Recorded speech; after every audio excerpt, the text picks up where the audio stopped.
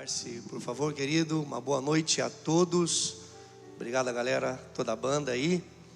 Deus tem sido bom, queridos, em todo o tempo. Deus tem sido muito amoroso e gracioso conosco. Muito obrigado por sua presença. É sempre muito bom ter você aqui nesse lugar. De verdade, é importantíssima a sua vida para nós, porque no amor de Cristo nós entendemos quão precioso vocês são para Jesus e para toda a eternidade. Jesus, certa vez, ele falou assim, queridos: sem mim vocês não podem fazer nada. É bem interessante nós ouvirmos isso, falar que sem mim nós não podemos fazer nada. Mas você pode dizer, mas o mundo faz tantas coisas, as pessoas fazem tantas coisas, eu já fiz tantas coisas. Mas quando nós estamos falando algo acerca de Cristo, então nós não falamos de resultados produzidos pela nossa força, pelo nosso braço. O homem pode procurar muitos resultados fazendo da sua maneira. Talvez você, como eu, em várias coisas da sua vida, você tentou fazer uma coisa repetidamente, você lutou com algo tantas vezes, e chegou um momento que você falou assim: por que que eu não consigo resultado? Por que que eu não consigo ver isso mudar? Por que que eu não consigo ver isso crescer? Por que que mais tanto tempo? O que que tem de errado nisso? Eu creio que é isso que a palavra de Deus diz. Quando nós estamos em Cristo, nós não lutamos com o nosso braço para ver resultados. Nós produzimos frutos que partem de Cristo para a nossa vida.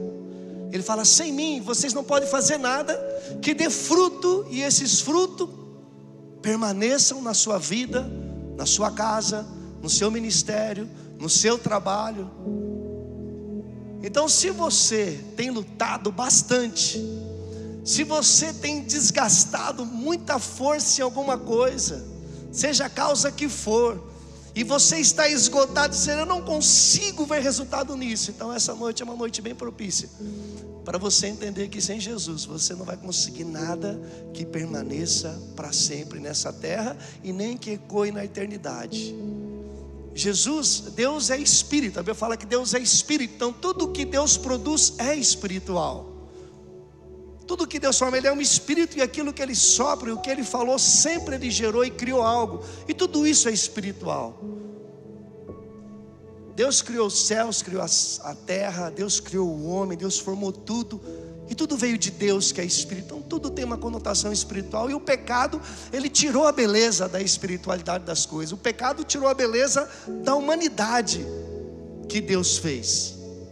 E sem Jesus, nada disso será recriado. O ser humano jamais será recriado sem Jesus. O Espírito Santo quer produzir coisas extraordinárias na minha vida, na sua vida, coisas que permaneçam. Eu tenho certeza disso. E eu quero falar sobre um texto hoje. É uma história de um cego, que está no capítulo 9 do Evangelho de João.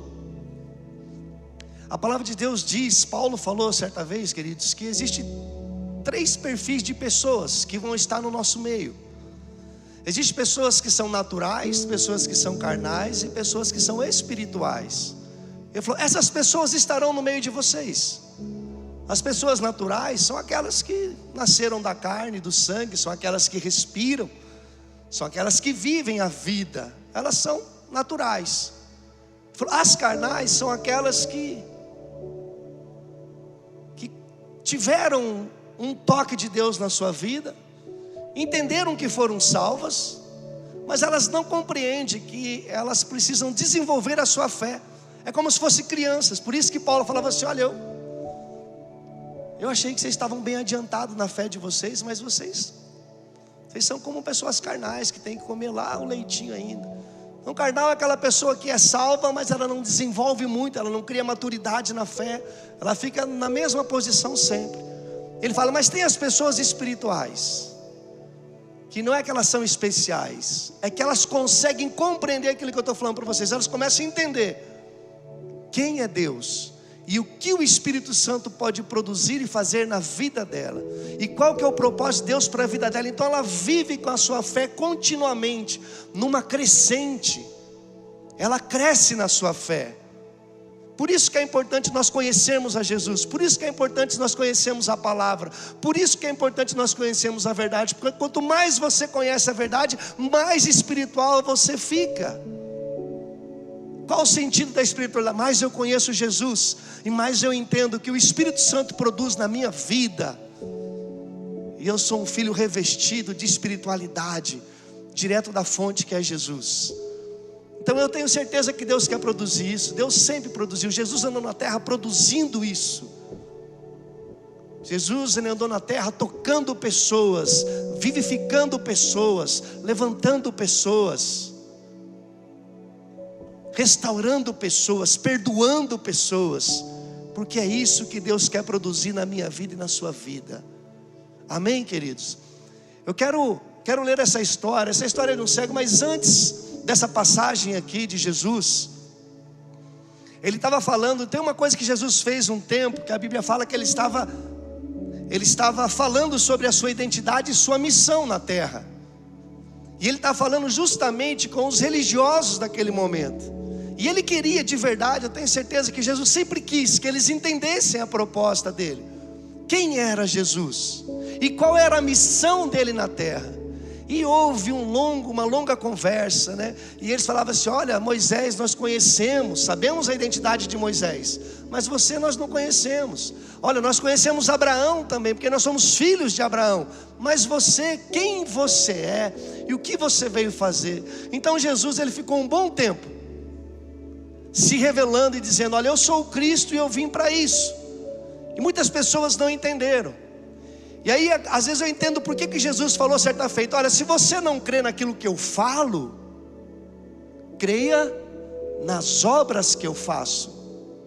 Se você não crê naquilo que eu estou falando, então olha para os sinais que eu dou, olha para as coisas que eu faço na terra, e creia pelas minhas obras, quem eu sou. E depois dessa conversa toda, então ele vem. E aí nós começamos esse relato. Depois Jesus tem essa conversa com essa galera, e a Bíblia fala assim, no 9 de João, diz assim: ao passar Jesus viu um cego de nascença. Pode ficar só um pouquinho ali, Dani. Ao passar Jesus, ele viu um cego de nascença. E eu realmente sou apaixonado pelas Escrituras, queridos, porque várias pessoas foram até Jesus muitas vezes, porque elas ouviram acerca de Jesus. Mas essa pessoa dá-se a entender que ela não ouviu, mas Jesus a viu e ele foi atrás dela. Jesus viu essa pessoa.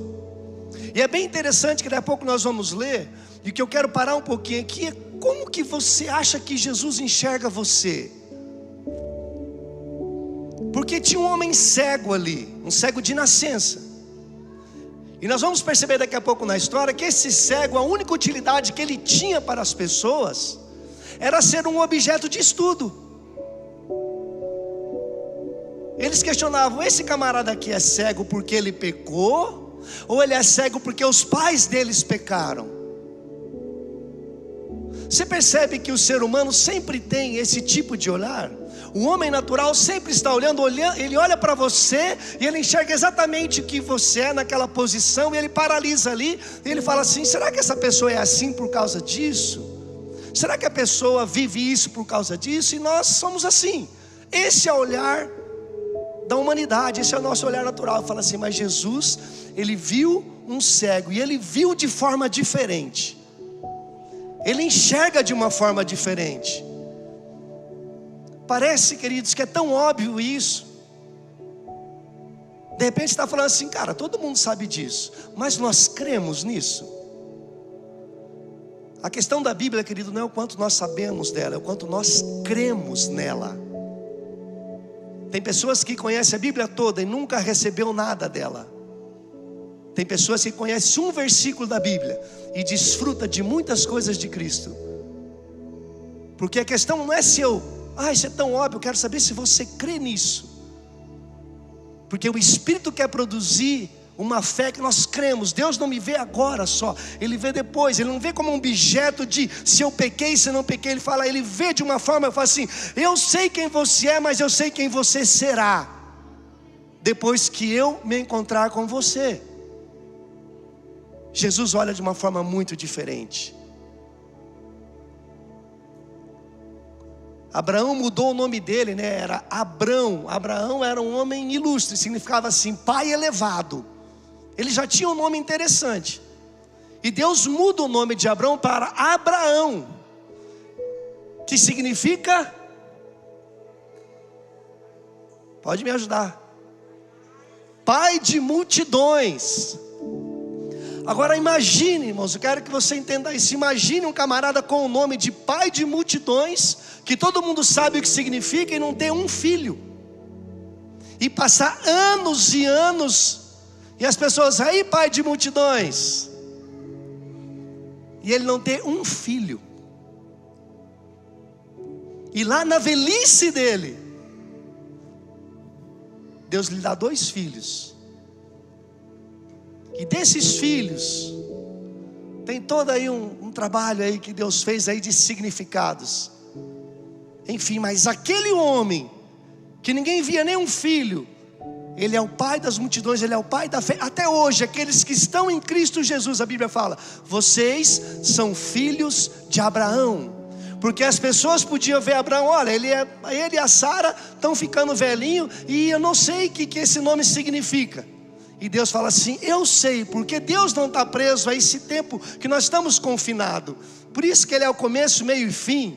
Hoje para Deus é como se fosse 1000 anos atrás. 1000 anos atrás é como vai ser amanhã. Não importa, então nós vemos aquilo que está acontecendo agora, mas Deus, Ele não vê exatamente o que está acontecendo agora. Ele vê o que Ele vai produzir na vida de uma pessoa. Isso me anima bastante, porque normalmente nós olhamos para nós e não enxergamos nada.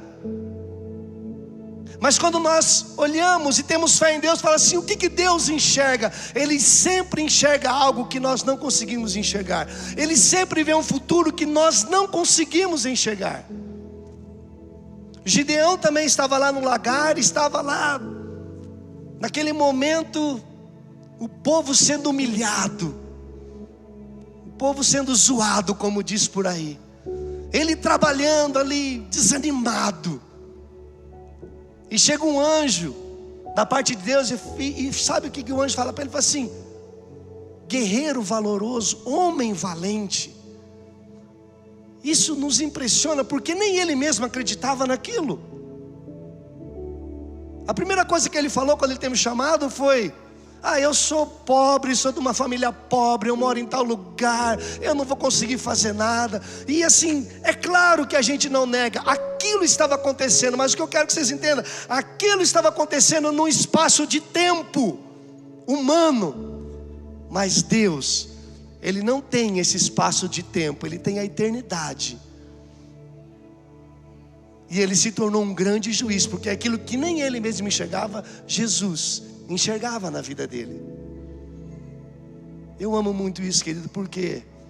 Porque eu não sei como você acha que Deus te enxerga. Eu às vezes não sei exatamente quando Ele me enxerga, mas eu estou aprendendo a crer. Eu não sei exatamente, talvez como Ele me enxerga, mas eu sei que Ele tem dias melhores na minha vida. Que aquilo que eu penso que eu não vou conseguir, por causa dele, talvez eu consiga. Que aquilo que eu acho que eu não vou, onde eu vou chegar, que eu não imagino, Ele nos faz chegar.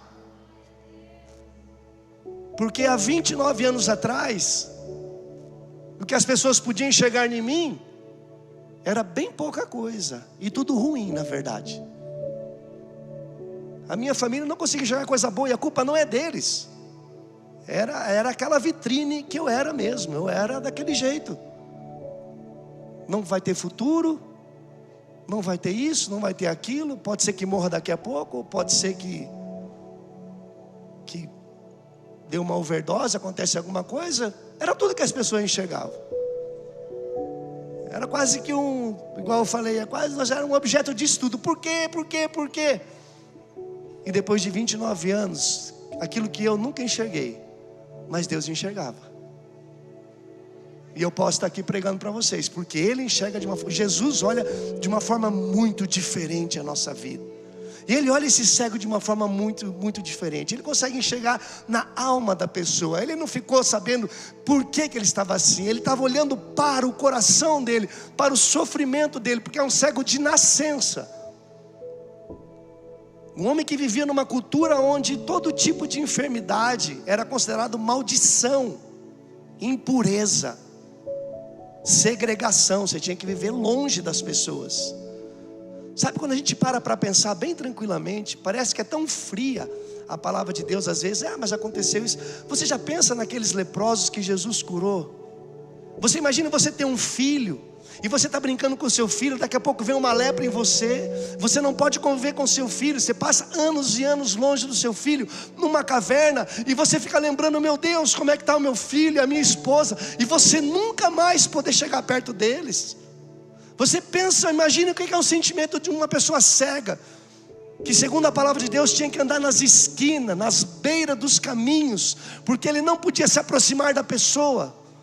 Ele não tinha acolhimento, ele não tinha afeto, ele não tinha valor.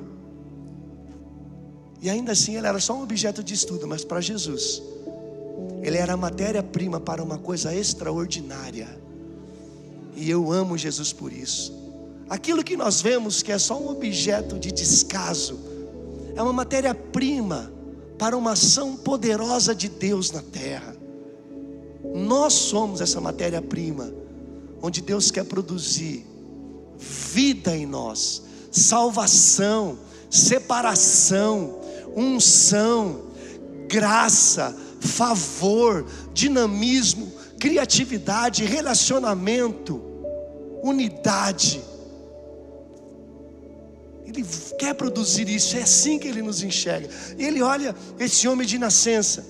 Aí o segundo versículo diz: seus discípulos lhe perguntaram, mestre, quem pecou? Este homem ou seus pais, para que ele nascesse cego? Disse Jesus, nem ele nem seus pais pecaram, mas isto aconteceu para que a obra de Deus se manifestasse nele. É um ponto bem interessante, queridos, porque esse questionamento, nesse momento da história, não é diferente dos questionamentos de hoje. Ainda há muito falatório sobre isso. Por que aconteceu isso? Por que fulano é assim? E algumas pessoas falam, é assim por causa disso, está vendo? A sua vida é assim por causa disso, sua vida é assim, e a gente é como se tivesse condenado a viver daquele jeito o resto da vida. E Jesus, Ele dá uma resposta tremenda. Ele fala, nem por causa dos pais e nem por causa dele. A vida desse homem, ela é uma permissão do meu Pai, para que a obra dele se manifeste na vida dele. Querido, tudo aquilo que parece muito deformado, estragado, perdido, eu digo para você, é uma grande oportunidade da manifestação do favor de Deus, para que o nome dele seja glorificado nessa terra. Como que Deus é glorificado na terra? Quando Ele produz algo na vida do ser humano. Muitas pessoas serão curadas e elas trarão glória para Jesus nessa cura. Muitas pessoas não serão curadas, e nós vamos orar, não serão curadas, mas elas trarão glória para Jesus nessa terra. A questão aqui é que Deus vai ser glorificado em toda e qualquer situação, desde que nós cremos nele e descansamos em fé nele. Nós vamos orar sempre pelas pessoas, nós vamos orar por situações de dificuldade, de adversidade, nós vamos orar para que Deus manifeste poder, para que Deus manifeste cura, para que Deus estabeleça, para que Deus deixe. Nós vamos orar. E se alguma coisa não acontecer na nossa oração, firme em Jesus, quer dizer, Deus vai continuar sendo glorificado nessa situação, na vida dessa pessoa. Então ele começa a desmistificar uma coisa, porque na cabeça dos judeus era assim. E se você conhece um pouco de histórias de algumas tribos, de alguns lugares, depende de como uma criança nasce, qualquer deformidade física, o mínimo que seja. Tem lugares que se nascer gêmeo, o último tem que morrer, eles sacrificam. Existe uma mentalidade ainda muito desse jeito. Olha, isso aqui é maldição, isso aqui tem que jogar fora, tem que matar. Aquilo que parece morte, eu falo, Jesus traz vida. Não perca a sua esperança em nada, nem na sua casa, nem na sua vida, nem no seu interior, nem nos seus projetos. Aquilo que parece trevas, Jesus vem e traz luz sobre aquilo. O nome dele será glorificado. Versículo 4, por favor, mano. Enquanto é dia, precisamos realizar a obra daquele que me enviou. A noite se aproxima, quando ninguém pode trabalhar. Enquanto estou no mundo, sou a luz do mundo. Tendo dito isso, cuspiu no chão, misturou terra com saliva e aplicou-a aos olhos do homem. Então Jesus conversa ali, ele faz uma coisa única na Bíblia. Ele pega ali o cuspe dele, ele mexe com o lodo, ele faz um barro e ele coloca no olho desse cego. E é claro que eu entendo que Jesus não falou assim: eu vou fazer isso, e vocês ficam reproduzindo isso. Talvez muitas pessoas tentaram fazer isso. Se Jesus fez, nós vamos fazer o que ele fez, exatamente como ele fez. Me parece que Jesus não queria aqui ensinar uma série repetida dessa ação que ele teve, mas tem coisas mais profundas por trás do que ele queria ensinar. Porque ele faz um lodo, faz um barro, e ele coloca no olho daquele homem. E ele fala: então Jesus lhe disse: vá lavar-se no tanque de Siloé, que significa enviado. O homem foi, lavou-se e voltou vendo. Jesus faz um barro, coloca no olho do homem e fala assim: vai naquele tanque lá que tem o nome de o enviado, e lava o teu olho lá. O homem foi criado do barro, o ser humano foi criado do barro. Esse cego, ele voltou a ver, e tem várias lições aqui, porque lá no fim a gente vê a lição principal é que os religiosos que achavam que enxergavam muito, não enxergavam nada, e aqueles que não enxergavam nada agora conhecem a luz do mundo. Essa é a grande lição que recebe. Olha, tem pessoas que acham que sabem tudo acerca de Deus, e Jesus fala assim: vocês acham que enxergam? Vocês são cegos. Mas tem muitos que são cegos que estarão enxergando. Essa é uma grande lição. Mas olha o que Jesus faz: ele pega o barro, ele coloca, fomos criados do barro, a imagem e semelhança de Deus fomos criados. Ele faz um barro, ele sopra do Espírito, ele cria o homem com toda a vida, com perfeição, com a mente bem equilibrada, com o coração bem equilibrado, com um relacionamento estável, desfrutando da presença de Deus sem nenhuma interferência. E quando o pecado entra na história da humanidade, então tudo isso começa a ser distorcido, afetado e distanciado. E Jesus faz exatamente, ele pega a mesma matéria que quando ele fez o homem de forma original, ele coloca nesse cego, ele vai lá e se lava. E sabe, queridos, um dos grandes significados disso é que, ainda que o pecado veio distorcer a imagem de Deus na vida do ser humano, um toque de Jesus é capaz de começar uma recriação do ser humano à imagem e semelhança de Deus novamente. Ele estava recriando, era um ato de recriação. Falou assim: aqui ó, o pecado veio e parece que matou, mas eu vou pegar a mesma matéria e eu vou mostrar que eu posso recriar em Cristo Jesus. Por isso que ele fala: sem mim vocês não podem fazer nada. Nem recebemos vida sem Cristo, sem o sopro do Espírito revelando a obra da cruz. Nós não temos essa vida. Deus, Jesus estava dando uma lição: eu posso recriar, eu posso recriar. Deixa eu falar uma coisa para você. O pecado, ele afastou o homem completamente de Deus. O pecado trouxe um sentimento de condenação. O pecado trouxe um sentimento de culpa. E realmente é assim que nós vivemos. E esse sentimento é real no ser humano.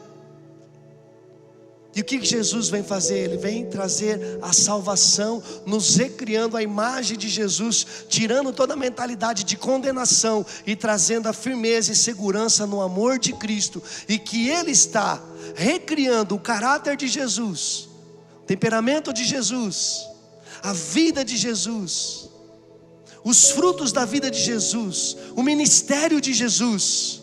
O Espírito Santo está fazendo isso na minha vida e na sua vida. Ele está reconstruindo, recriando. Por isso que 2 Coríntios fala assim, ó: se aquele que está em Cristo, nova criatura é, as coisas velhas já passaram, eis que tudo se fez novo. Uma nova criação, um novo jeito de ser, um novo jeito de pensar, um novo jeito de agir, um novo jeito de entender as coisas de Deus, um novo jeito de andar na terra, um outro jeito de pensar igreja. Fala assim, tudo está se fazendo novo, porque é recriado a partir de Cristo Jesus, quando Ele te dá um novo coração, quando Ele te dá uma nova vida. Fala, as coisas velhas ficam para trás, eu faço coisa nova na sua vida. Uma das coisas que eu creio, irmãos, na minha vida, começando em mim, é que nós cremos muito pouco que Deus é um Deus de novidade de vida. Nós cremos muito pouco nessas verdades, que Ele está recriando poderosamente algo dentro de nós, que Ele está recriando tudo a partir do nosso interior, e vai isso ser gerado ao nosso lado onde estivermos. Nós cremos muito pouco nisso, que Deus é um Deus de novidade de vida, que Deus não faz a mesma coisa hoje que Ele fez ontem, Ele não vai fazer amanhã o que Ele fez hoje. Deus é muito poderoso, Deus é muito criativo, Deus é muito... Ele tem um potencial muito grande para ficar repetindo aquilo que Ele faz. Ele é incalculável aquilo que Deus é e o que Ele pode fazer. Às vezes nós cremos tão pouco, irmão. Eu creio que o Espírito Santo vai nos ajudar a dizer: nova criatura, recriado em Cristo, pronto para as boas obras, com novidade de vida. E por isso nós queremos viver um novo tempo. Deus está nos levando assim um novo tempo. Não que seja uma palavra apenas jogada, não que seja uma palavra lançada como um desafio qualquer humano. Isso tem a ver com o reino de Deus. Novo tempo para Deus é coisas novas. Novo tempo para Deus é as coisas que o Espírito vai gerar na minha vida, na sua vida, na nossa casa, na igreja. Vai gerar na geração que está vindo, vai gerar na geração que está aqui, vai gerar na geração que vai dar continuidade. Deus vai fazer algo novo, porque nós temos que começar a crer.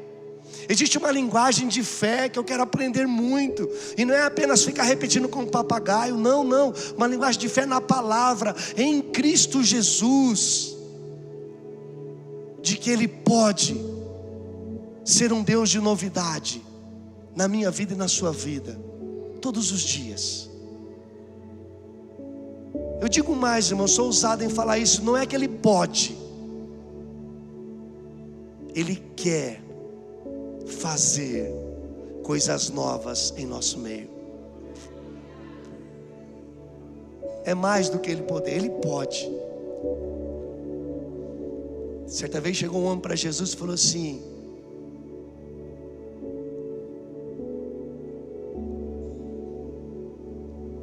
ele falou para Jesus: será que você pode me curar? Eu falei assim: claro que eu posso. E não só posso, eu quero. Mas você percebe que Jesus perguntava: você quer que eu te cure? Você quer que eu faça isso? Porque existe uma resposta para aquilo que Deus se revela a nós. E aí, queridos, eu entendo, e estou querendo entender mais a importância da oração na vida de uma pessoa. Porque eu vou dizer, tudo aquilo que eu estou falando aqui, como é produzido no reino do Espírito, ela começa quando nós começamos a crer e falamos para Deus: eu creio, eu creio. Eu oro e começo a falar: eu creio, eu creio. Eu creio que tem viciados na minha vida, eu vejo que tem viciados na minha família, mas eu creio que eles serão libertos e lavados pelo sangue do Cristo. Assim, olha, eu vejo um monte de coisa que está errada, eu vejo um monte de coisa que não está certo, mas eu creio que Deus vai tocar, e aquilo que está bagunçado vai se organizar, e aquilo que tem trevas, a luz vai prevalecer, e aquilo onde tem morte, Deus vai gerar vida. Eu realmente creio nisso, queridos, que nós precisamos despertar e abrir os nossos olhos. Deus deseja fazer algo novo na minha vida e na sua vida. Eu tenho certeza disso. Todo pai na terra quer fazer algo novo para os seus filhos, com toda a sua limitação. E eu fico imaginando, quanto mais Deus, Ele fala, quanto mais eu, que lhes dei o meu espírito para revelar todas as grandezas que há no meu coração para vocês. Cada promessa, cada obra. Ele fala, você vai lá e se lava. Ele vai lá e se purifica. Irmão, isso me chama muita atenção. Porque o enviado, aquele tanque, ele estava apontando para Jesus, que é o enviado. Jesus é o enviado. Ali nessa história, Jesus estava querendo apontar, olha, eu sou o enviado, e eu purifico as pessoas dos seus pecados. Eu lavo as pessoas do seu pecado, e mais do que isso, além de lavar dos pecados, ainda vou dar vista para esse homem. Porque eu posso salvá-lo e posso trazer saúde para ele também. E Jesus estava dizendo, eu purifico vocês. A Bíblia fala que pelo sangue do Cordeiro nós somos purificados.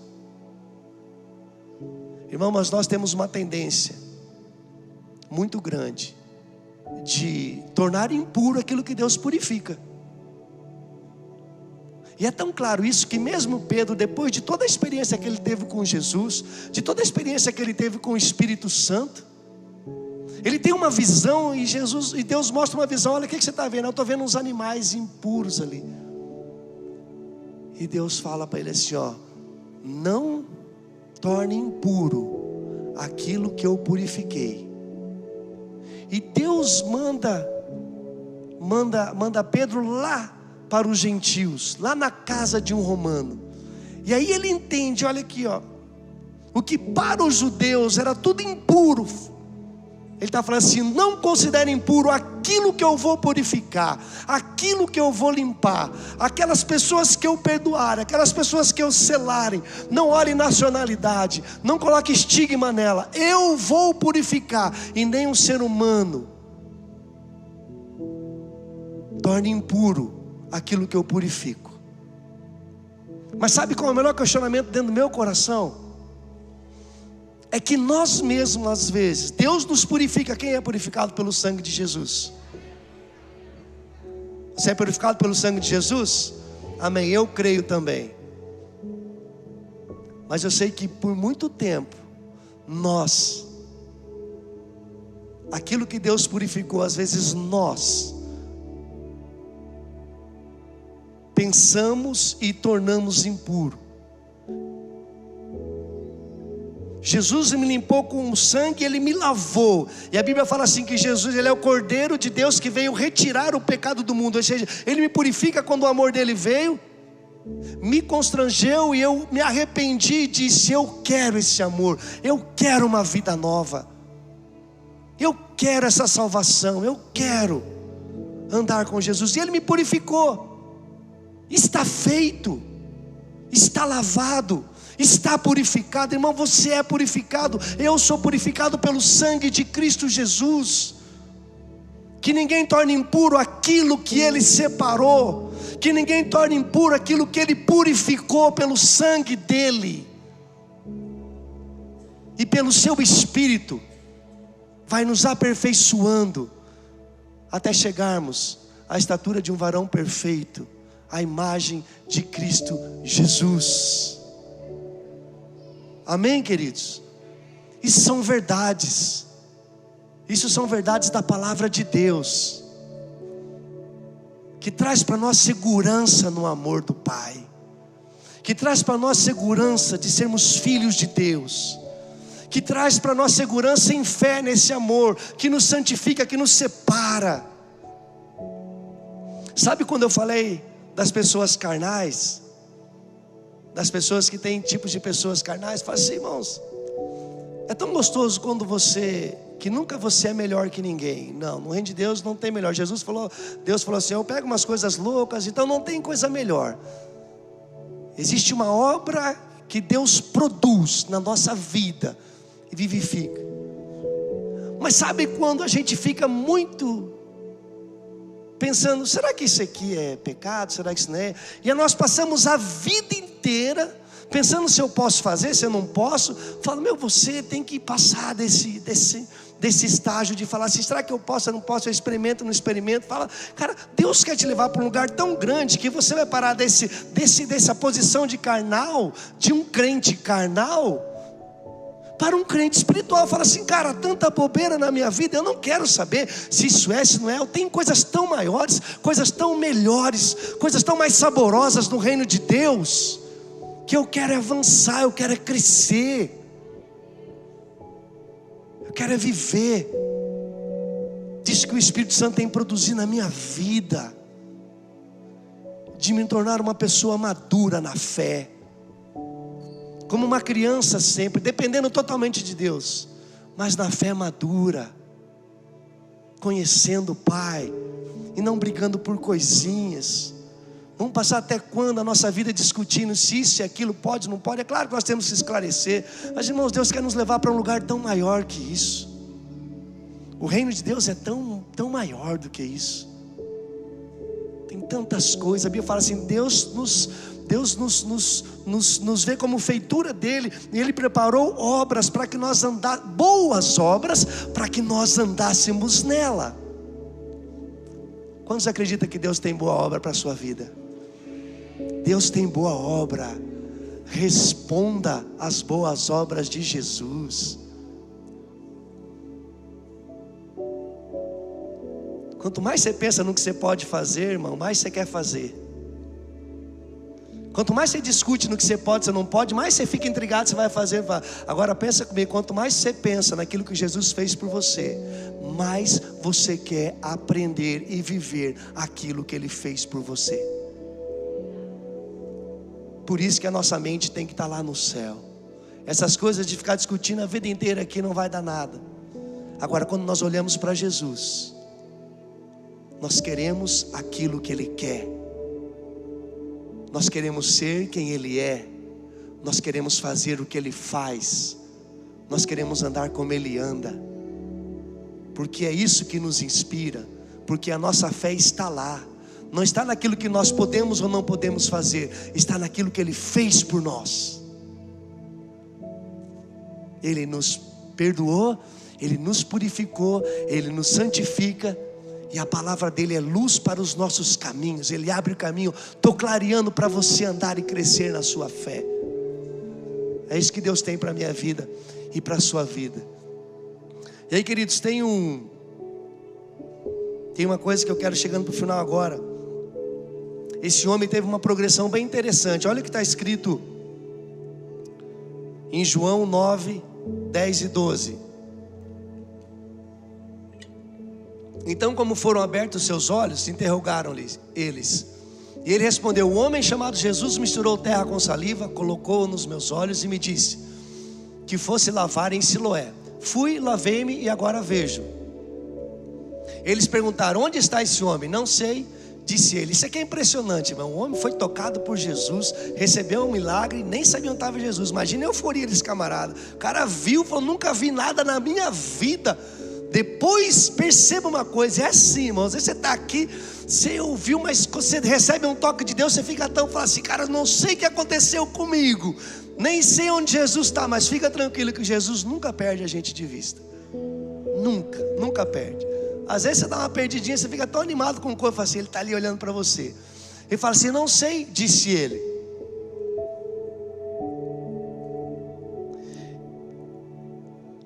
O 12, não sei, disse ele. Põe o 3 para mim, por favor. Levaram os fariseus homens que fora cego. Pode continuar, por favor, né? Era sábado, um dia que Jesus havia misturado terra com saliva e aberto os olhos daquele homem. Tá, não quero, é nisso daí. Eu quero ver o João 9,17 agora, Dani, por favor. É isso que eu queria. Tornaram, pois, a perguntar ao cego: o que diz você a respeito dele? Foram os seus olhos que ele abriu. O homem respondeu: ele é um profeta. Na primeira vez que eles perguntaram, que os fariseus perguntaram, que os vizinhos perguntaram: quem fez isso? Ele falou assim: ó, foi o homem Jesus. Foi o homem Jesus. Foi um homem que me tocou. Me falaram o nome dele. Era um homem. Agora, quando eles perguntam, fala assim: ó, quem lhe tocou? Fala: agora foi um profeta. Agora ele começa a entender um pouco melhor. Ele começa a parar e ele começa a ter uma revelação mais interessante, de que não era um homem, agora era um profeta, porque ele fez um milagre. E aí eu quero ir lá para o finalzinho, no 9, 34, 38, por favor, Dani. 34, 38. Diante disso eles responderam: você nasceu cheio de pecado, como tem ousadia de nos ensinar? E o expulsaram. Ele foi expulso do meio religioso que ele fazia parte. Jesus ouviu que o haviam expulsado e ao encontrá-lo disse: você crê no Filho do Homem?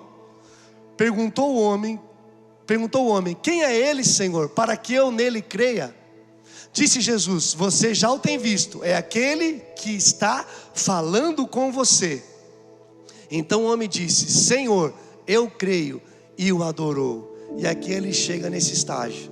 Ele fala: é um homem, Jesus. Depois ele fala: é um profeta. E agora foi assim: agora eu creio, Senhor, que você é o Senhor.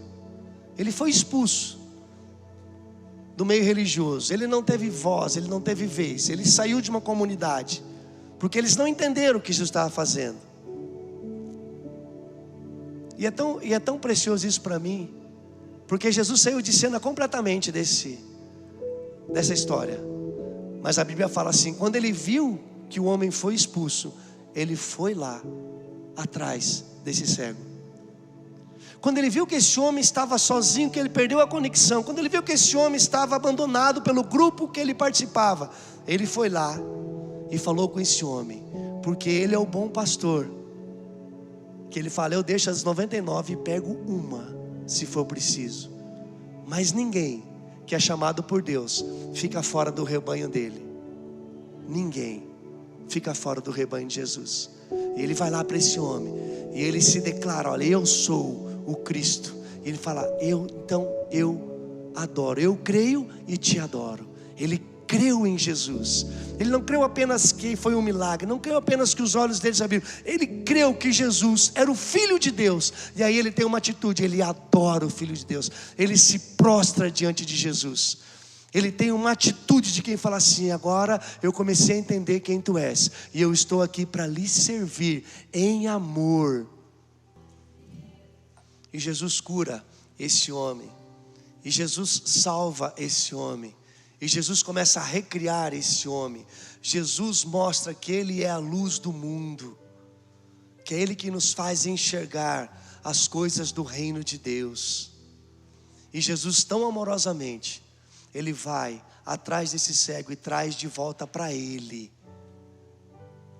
E eu sei que essa atitude tem a ver com aquilo que Cristo fala: olha, eu tenho um rebanho, eu tenho um corpo, eu tenho um corpo lá na terra chamado igreja. E toda pessoa que meu Espírito Santo, porque agora Jesus não está aqui presente, mas Ele enviou o Espírito Santo que faz esta obra de revelar Jesus a nós. E toda pessoa que for tocada por esse amor não vai andar sozinha. Deus não nos fez para andarmos sozinhos. Deus nos fez para andarmos em comunidade, em vida de igreja, uma casa, uma família. Deus nos fez assim, porque é a forma que Ele tem de nos fazer rebanho e de manifestar o seu amor, sua graça e o seu favor nessa terra.